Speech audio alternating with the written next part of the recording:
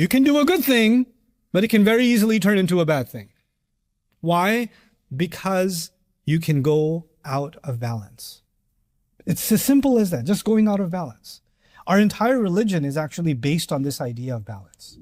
If you remember nothing else from today's khutbah, just remember this one thing.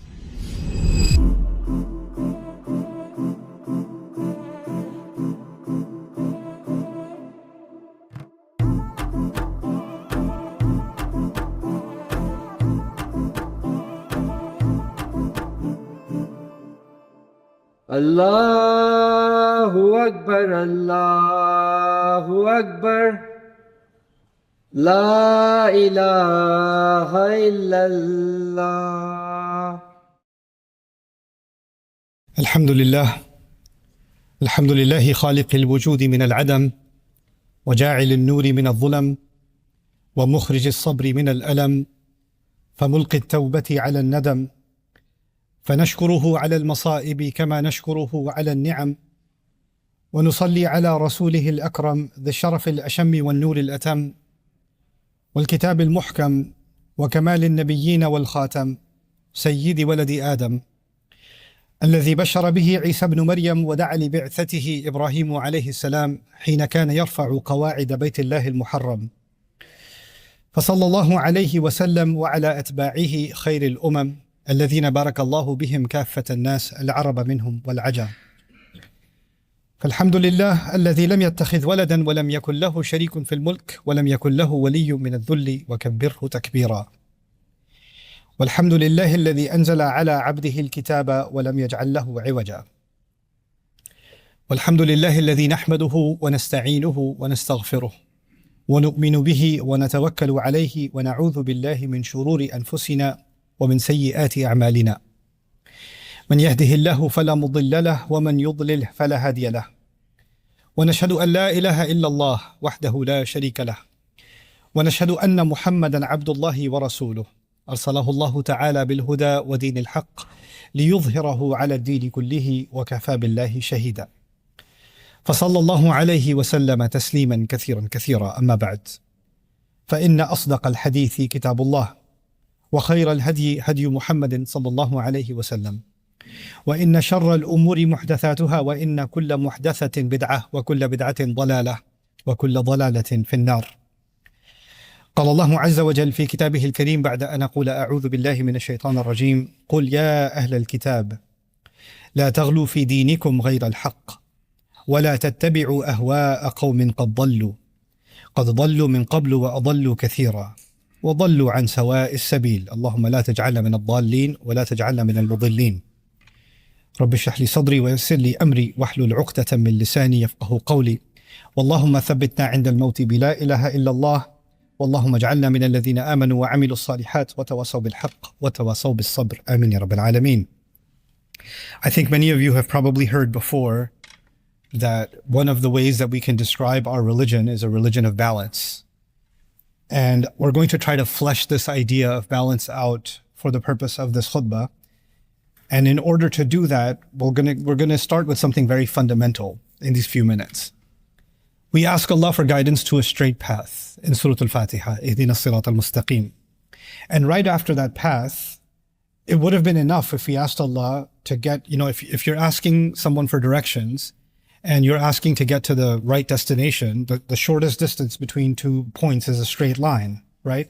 So we're asking the most direct path that leads to Allah's pleasure and leads us to the destination that's required for us in this life all the way to the next life, right? So the imagery of the straight path is very powerful, but it's not enough. Allah didn't stop there. Allah taught us to say something more. He taught us to say غير المغضوب عليهم صراط الذين أنعمت عليهم غير المغضوب عليهم ولا الضالين.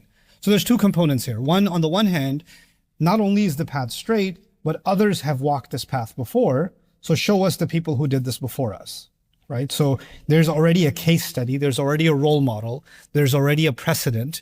And the thing about paths in the old world, nowadays, of course, we have paved roads, but in the old world, when people would travel in a certain direction over and over again, even if it was in the wilderness, it would naturally form a path. Right, the grass would stop growing there, and you could see that there's a path already formed. People have treaded this before, so you could see that this is not, you're not the first one to go down this way, right? So Allah is now taking elements from those paths and He's giving us those people in the Quran. But what's even more peculiar is Allah then says, غَيْرِ الْمَغْضُوبِ عَلَيْهِمْ وَلَا الضَّالِّينَ. But don't show us this is the path we do want, and here are these other two pathways we don't want. Keep us away from these two other pathways.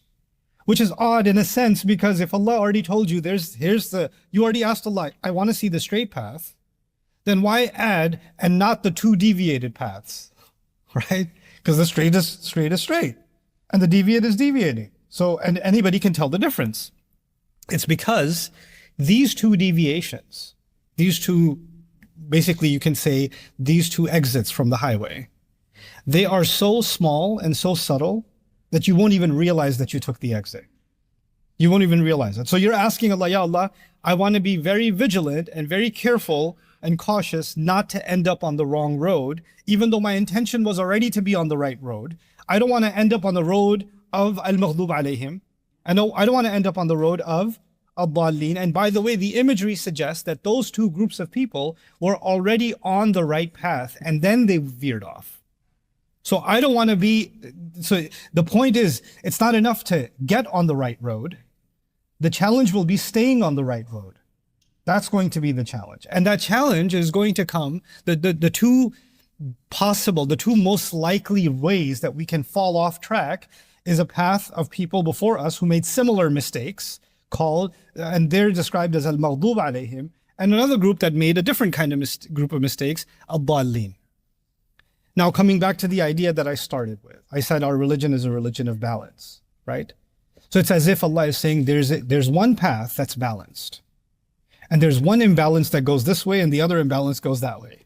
There's two different kinds of imbalances that can happen. And from that, now let's take another step.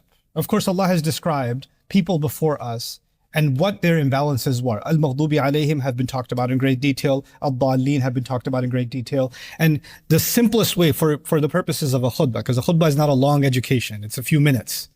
So just the simplest way you can think about this is what's the difference between those who earned Allah's anger, those who were deserving of anger, Al-Maghdub alayhim, and who are the people that are lost, Ad-Dallin. For practical purposes, if you know that you're turning the wrong way, you know that's the wrong turn, but you do it anyway. You know it's wrong, but you're like, yeah, it's bad, but it's not that bad. Even if I took a turn, it's not like I'm on a different road, it's just a slight exit. It's not that big of a deal. So you do the wrong thing, and then you minimize the fact that so what? It's not that bad, right? So it's not just a mistake, it's a knowing mistake. And it's a minimizing of the mistake. These are people that don't have an excuse when they get caught. Why'd you take the exit? I'm sorry, I didn't mean to. Yes, you did. You meant to, and you told yourself it's not so bad. There are people before us who said, even if we do wrong, even if we end up in the fire, لَن تَمَسَّنَا النَّارُ إِلَّا أَيَّامًا مَعْدُودَاتٍ.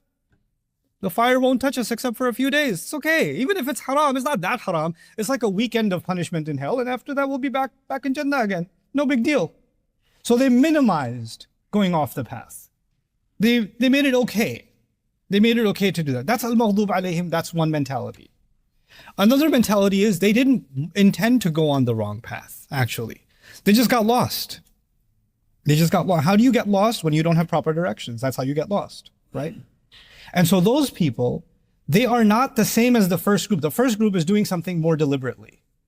The second group is just confused. You're asking Allah to also make sure that you're not confused. You're well educated. You're well informed of what the path is. So you're not just going in blind and you end up wherever you end up and you're like, I didn't know any better. The people who say, I didn't know any better are very close to ad-dallin because, well, why didn't you try to educate yourself? Why didn't you learn more before you embarked on this journey? Why didn't you realize that this path isn't just on default, once you get on it, you're just going to do the right thing no matter what? No. Once you get on it, you better follow directions in case you don't end up in the wrong place, which means you have to keep close eye on the instructions.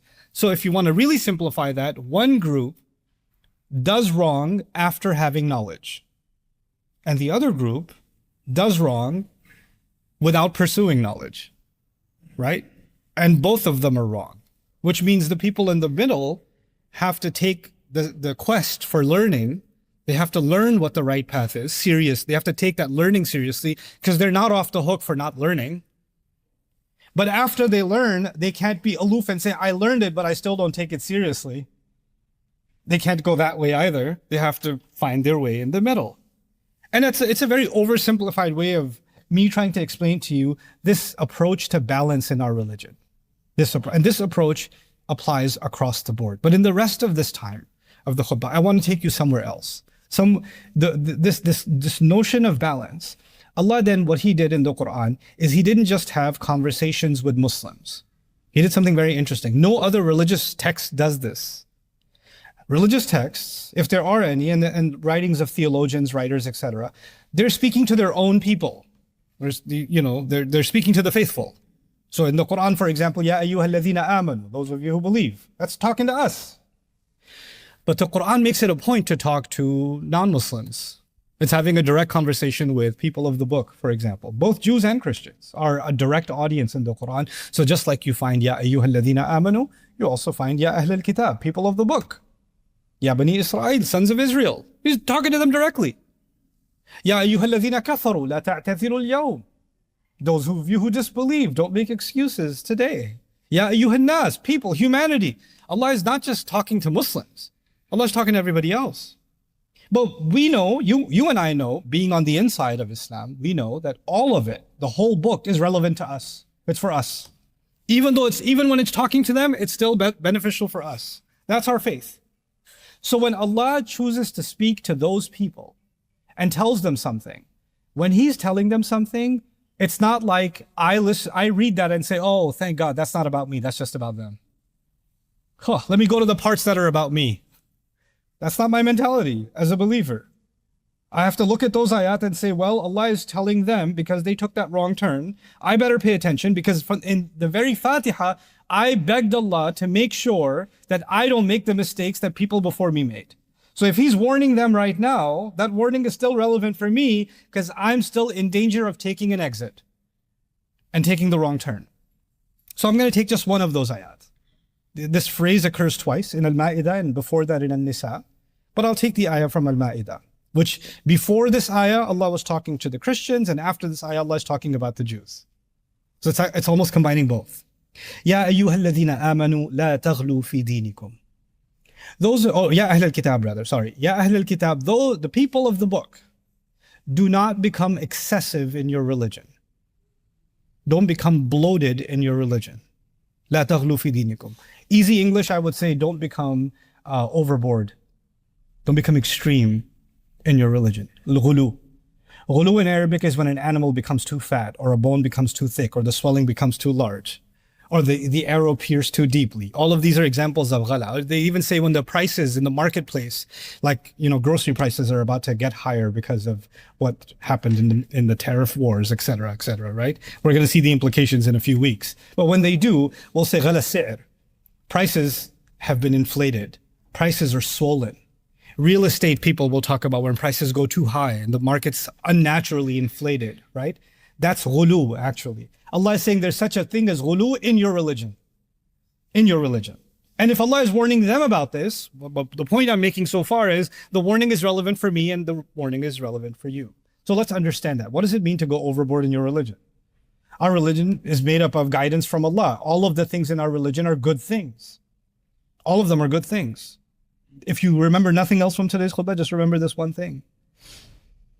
If you do a good thing, but you don't do it in balance, it also becomes a bad thing. Even when you do a good thing and you do too much of it, that's not healthy. That's not good. That's not okay. Drinking water is healthy. There is a quantity of water you can drink and kill yourself, even though it's water. It's the source of life on this earth, right? Let's talk about within our religion. The famous story, I won't narrate the entire text of the hadith, but just the overall point, because you've heard this many times before. There are companions of the Prophet ﷺ were very excited about the religion. And one of them said, I'm just going to not sleep anymore. I'm just going to pray tahajjud all night, every night. I'm just not going to sleep. Another said, I'm just going to fast every day. The other one said, I'm just never going to get married. I don't want to fall into temptation. Forget temptation. I'm just not even going to get married. Forget it. Right? And the Rasul ﷺ corrected all three of them.